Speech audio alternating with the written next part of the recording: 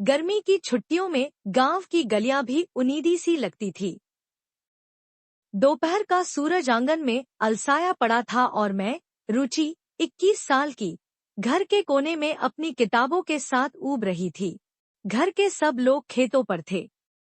बस घर में सन्नाटा था और मेरे जीजा जी राहुल जीजी के पति थे, उम्र में मुझसे करीब 8 साल बड़े। उनकी हंसी में, उनकी आंखों में एक अलग ही कशिश थी।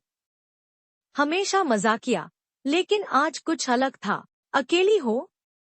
उनका आवाज सुनकर मैं चौंक गई। मैंने हड़बड़ाते हुए किताब बंद कर दी। हाँ, सब खेत पर हैं, वो मुस्कुराए। उनके होठों पर एक गहरी, शरारती मुस्कान थी। अकेली लड़की और इतना बड़ा घर, डर नहीं लगता? वो पास आकर बोले। मैंने मुंह बनाते हुए कहा, किससे डरूं? भूत से या आपसे? उनकी आंखें चमक उठीं। भूत तो नहीं, पर जीजा से थोड़ा डरना चाहिए, कहते हुए उन्होंने मेरा हाथ पकड़ लिया। मेरा दिल एक पल को जोर से धड़का। उनकी उंगलियां गर्म थी और उनकी पकड़ में एक गहरा अपनापन था। छोड़ो जीजा, मैंने शर्माते हुए कहा, लेकिन आवाज में वो दृढ़ता नहीं थी।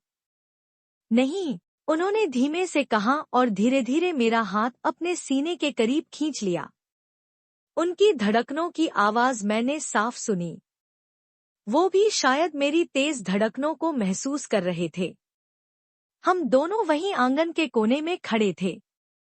न पास कोई था, न दूर। बस चुपचाप हमारी सांसें मिल रही थी। राहुल जी ने धीरे धीरे मेरा चेहरा अपनी उंगलियों से छुआ। कितनी बदल गई हो रुचि, अब बच्ची नहीं रही, उन्होंने फुसफुसाते हुए कहा। मैंने नजरें झुका ली। उनका स्पर्श मेरे चेहरे पर मानो आग लगा रहा था, फिर भी हटने का मन नहीं हुआ। फिर उन्होंने अचानक मेरी कमर में हाथ डालकर मुझे अपने करीब खींच लिया। रुचि, उनका स्वर कांप रहा था, इतना करीब मत आओ, संभाल नहीं पाऊंगा।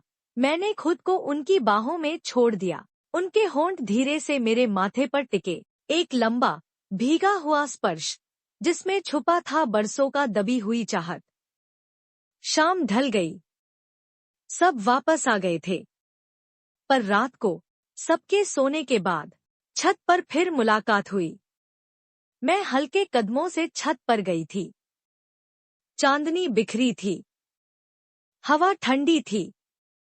और वहां पहले से खड़े थे जीजा जी। आ गई, उन्होंने धीरे से कहा। मैंने बस सिर हिला दिया। उन्होंने मेरे करीब आकर मेरी उंगलियां थामी। रुचि, जानते हो, जब पहली बार तुम्हें देखा था, तब भी तुम्हारी मुस्कान पर दिल आ गया था, वो धीमे से बोले। मैंने धीरे धीरे उनका हाथ पकड़ लिया। वो पास आए और बिना कुछ कहे मेरे होठों पर अपना होंठ रख दिया। पहला चुंबन, नर्म, भीगा हुआ, कांपता हुआ। मैंने आंखें बंद कर ली। उनकी बाहों में खुद को पूरी तरह खो दिया। वो चुंबन गहराता गया, धीरे धीरे, बेहद कोमलता से। उनके हाथ मेरी पीठ पर फिसलते हुए मेरी कमर तक आए। मैंने भी उनके कंधों को पकड़ लिया कसकर। चांदनी में हमारे जिस्म एक दूसरे में खोने लगे थे। सांसें गर्म हो चुकी थी, दिल की धड़कनें पागल सी हो चुकी थी। उन्होंने धीरे से मेरे बालों को हटाकर गर्दन पर हल्का चुंबन दिया। मेरे पूरे शरीर में सिहरन दौड़ गई।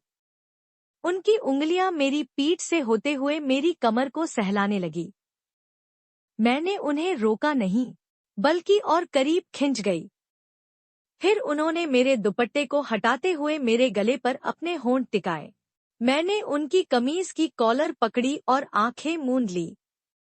उनके हाथ अब मेरी कमर पर कसकर जकड़ चुके थे। हम दोनों के जिस्मों के बीच अब कोई दूरी नहीं थी। राहुल जी ने धीमे से कान में फुसफुसाया। रुचि, मुझे रोक लो अगर चाहो, वरना आज रात हमारी हो जाएगी।